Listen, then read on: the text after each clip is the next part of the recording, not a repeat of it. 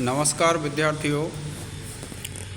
आज के इस वीडियो में हम समझेंगे कि जो हिंदी विषय का 2025 का जो पेपर आने वाला है उसका स्वरूप कैसा होगा, किस पैटर्न पर आएगा। इससे पहले वीडियो में हमने देखा कि जो पेपर का भाग अ है और भाग आ है उसमें आपके लिए 20 नंबर के 20 प्रश्न पूछे जाएंगे और उन प्रश्नों को आपको OMR शीट में भरना है। अब देखिए, आज के इस वीडियो में हमारा प्रारंभ हो रहा है कि जो ब भाग होता है, जो ब भाग होता है उस ब भाग में, खंड ब में हमें प्रश्न कौन से दिए जाएंगे और उनको हमें कैसे कैसे हल करना है। देखिए, खंड ब होता है वह वर्णनात्मक होता है और खंड आ कैसा होता है, वैकल्पिक होता है, ऑप्शनल होता है। तो देखिए, इसमें 20 के बाद जब आपका पेपर प्रारंभ होगा 21 नंबर का जो प्रश्न आएगा वर्णनात्मक में, तो उसमें आपको गद्य में से 2 गद्यांश दिए जाएंगे।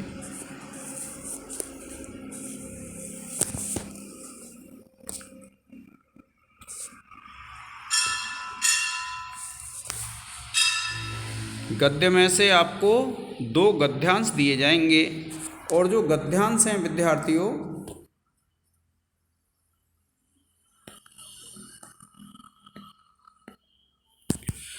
वह जो गद्यांश हैं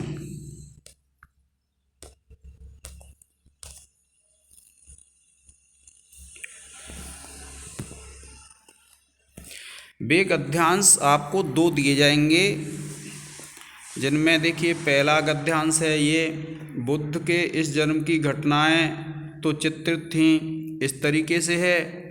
और फिर दूसरा है ये रोहतास दुर्ग के प्रकोष्ठ में बैठी हुई युवती ममता। तो अब देखिए, यहाँ आप देख रहे होंगे कोने पे आपको दिए हुए हैं 3 × 2 = 6। तो ये जो गद्यांश दिया जाएगा, एक गद्यांश होगा, फिर उसके बाद अथवा करके दूसरा गद्यांश होगा। तो इन गद्यांशों में आपसे प्रश्न पूछे जाएंगे और वे जो प्रश्न हैं विद्यार्थियों, 3 प्रश्न हैं, 2-2 नंबर के हैं। इस प्रकार से कुल इस गद्यांश के 6 अंक हैं। कोई सा भी एक करना है, आपको दोनों नहीं करने हैं। यानी अथवा लगा के दूसरा है तो कोई सा आपको एक करना है। जिसमें देखिए पहला प्रश्न हमारे लिए दिया हुआ है कि उपर्युक्त गद्यांश का संदर्भ लिखिए। तो विद्यार्थियों, जो संदर्भ होता है वह क्या होता है, कवि और पाठ का नाम। तो आपको लिख देना है कि इस पाठ का कवि कौन सा है और इसका पाठ कौन सा है, यानी पाठ का नाम और कवि का नाम। संदर्भ पूछ ले या फिर आपसे पूछ ले पाठ का नाम या कवि का नाम, तो आपको इसी प्रकार से उसको हल कर देना है। फिर देखिए, दूसरा प्रश्न पूछा है गद्य के रेखांकित अंश की व्याख्या कीजिए। तो देखिए, यह जो रेखांकित अंश है आप पढ़ रहे होंगे, इन पिछले जन्मों में बुद्ध ने गज, कपि, मृग आदि के रूप में विविध योनियों में जन्म लिया और संसार के कल्याण के लिए दया और त्याग का आदर्श स्थापित करते वे बलिदान हो गए। ये जो पंक्ति है इसको व्याख्या करनी है, यह भी 2 नंबर का प्रश्न है। और फिर देखिए तीसरा प्रश्न है जातक कथाएं किन्हें कहते हैं। तो यह जो प्रश्न है वह इसका उत्तर आपको इसी में मिल जाएगा। क्या कहा, इसका उत्तर क्या है, देखिए बुद्ध के जन्म की घटनाएं तो चित्रित कथाओं में हैं ही, इनके पिछले जन्मों की कथाओं को भी इसमें चित्रण हुआ है। पिछले जन्म की ये कथाएं जातक कहलाती हैं। यह उत्तर है विद्यार्थियों। तो तीनों प्रश्नों के पहला संदर्भ, दूसरा रेखांकित और तीसरा जातक कथाएं। फिर उसके बाद इसी प्रकार से जब आप देखेंगे तो आपके लिए गद्य में प्रश्न पूछे जाएंगे। अब देखिए, ये जो गद्य में हैं आप देख रहे होंगे तो ये गद्य में आपसे पूछा गया है, क्या पूछा है, दूसरा प्रश्न, वह पहला था। इसमें भी देखिए दो गद्य दिए हुए हैं।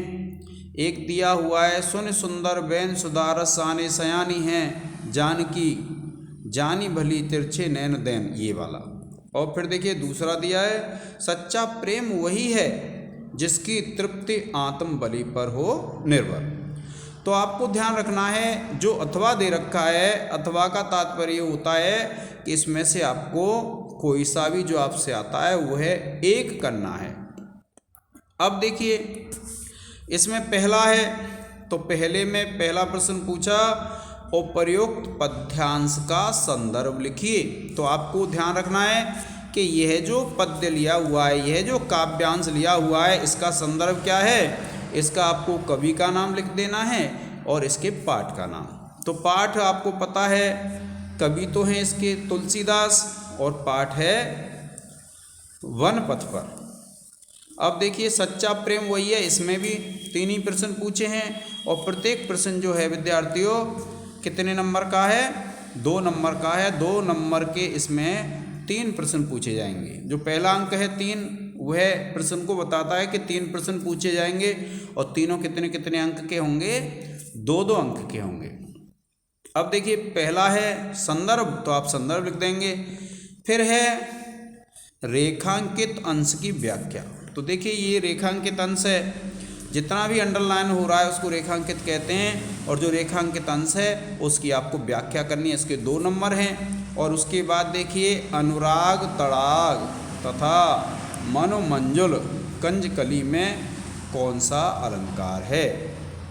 तो इसमें उत्प्रेक्षा अलंकार है विद्यार्थियों। इस तरीके से आपको इस प्रश्न को भी सॉल्व कर देना है। ये 6 नंबर का आएगा, आपको ध्यान रखना है। अब ये जब 6 नंबर का हो जाएगा तो उसके बाद आपको क्या करना है, फिर आपको ये ध्यान रखना है विद्यार्थियों कि अगला जो प्रश्न होगा इसके बाद वह किसका होगा, संस्कृत का होगा।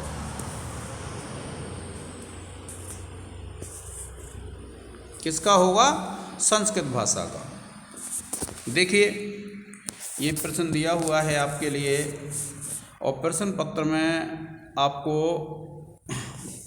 दे रखा है।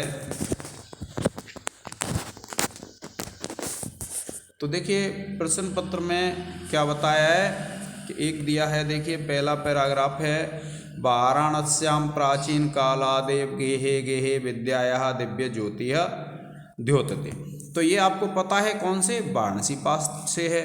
और दूसरा है विश्वस्य सृष्टा ईश्वरः एक एव इति भारतीय संस्कृतेः मूलम, यह भारतीय संस्कृति से है। तो अब देखिए ये जो प्रश्न आता है आपका संस्कृत में से, इसमें क्या है 2 नंबर का तो होता है। देखिए आप प्रश्न देखिए क्या कहा है इसने कि निम्नलिखित संस्कृत गद्यांश में से किसी एक का संदर्भ सहित हिंदी में अनुवाद कीजिए। तो संदर्भ इसमें देखिए लेखक तो आते नहीं हैं। अब आपको पता है वाराणसी पाठ में से है, तो आप लिख देंगे कि प्रस्तुत गद्य हमारी पाठ्य पुस्तक हिंदी के संस्कृत खंड में वाराणसी पाठ से लिया गया है।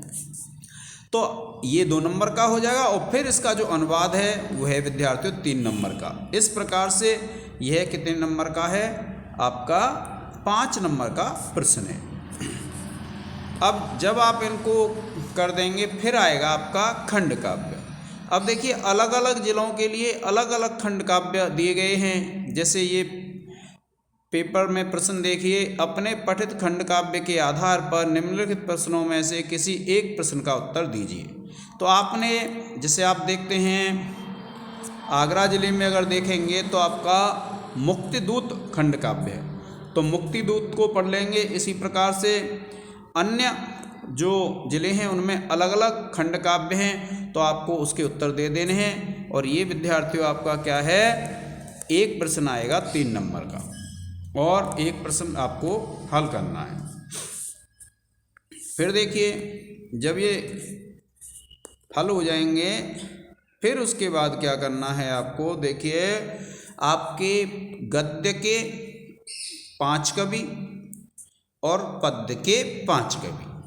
अब इनके जो अंकों का विभाजन है कि 3 नंबर का तो आता है इनका जीवन परिचय और एक प्रमुख। अब देखिए प्रश्न को जब आप देखेंगे तो क्या दिया हुआ है, दिए गए लेखकों में से किसी एक लेखक का जीवन परिचय लिखिए, लिखते हुए उनकी एक प्रमुख रचना को उल्लेख कीजिए।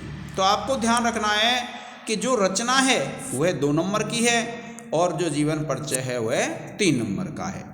तो आपके 2024 में 3 कवि दिए हुए हैं, जयशंकर प्रसाद, आचार्य रामचंद्र शुक्ल और डॉक्टर भगवत शरण उपाध्याय। तो इसी प्रकार से 2025 की परीक्षा में भी आपको 3 कवि दिए जाएंगे और उन 3 कवियों में से आपको एक का जीवन परिचय और उसकी एक प्रमुख कृति को लिखना है। इसी प्रकार से देखिए पद्य में भी आता है, पद्य में भी इसी प्रकार से पूछा जाता है कि 3 नंबर का जीवन परिचय होता है कवि का और 2 नंबर का एक प्रमुख रचना। तो इसी प्रकार से आपसे प्रश्न पूछा जाएगा। यह प्रश्न देखिए, निम्नलिखित कवियों में से किसी एक कवि का जीवन परिचय देते हुए उसकी एक प्रमुख रचना का उल्लेख कीजिए। तो यहाँ पर भी देखिए आप देख रहे हैं स्क्रीन पर महाकवि सूरदास, सुमित्रानंदन पंत और बिहारी, इस प्रकार से 3 कवि दिए हैं। इनमें से किसी एक कवि का हमको जीवन परिचय लिखना है और एक रचना लिखनी है। तो यह 3 नंबर का जीवन परिचय और 2 नंबर की रचना होती है। अब फिर देखिए 7वां जो प्रश्न है वह आपका 2 अंक का है और इसमें आपसे पूछा गया है कि अपनी पाठ्य पुस्तक में से किसी कंठस्थ श्लोक को लिखिए। यानी ऐसा श्लोक जो इस प्रश्न पत्र में न आया हो, ऐसा एक श्लोक लिखना है, वो 2 नंबर का है। फिर आपसे देखिए 2 नंबर के 2 प्रश्न पूछे जाएंगे, 1+1, यानी एक प्रश्न का 1 नंबर है, एक प्रश्न का 1, इस प्रकार से 2 नंबर के 2 प्रश्न हैं। और देखिए यहाँ पर पूछा गया है, पहला प्रश्न है गृहे सतः मित्रम किम, दूसरा प्रश्न है चंद्रशेखर स्वगृहम किम अवदत्, यानी घर में रहते हुए मित्र कौन है, चंद्रशेखर ने अपना घर क्या बताया।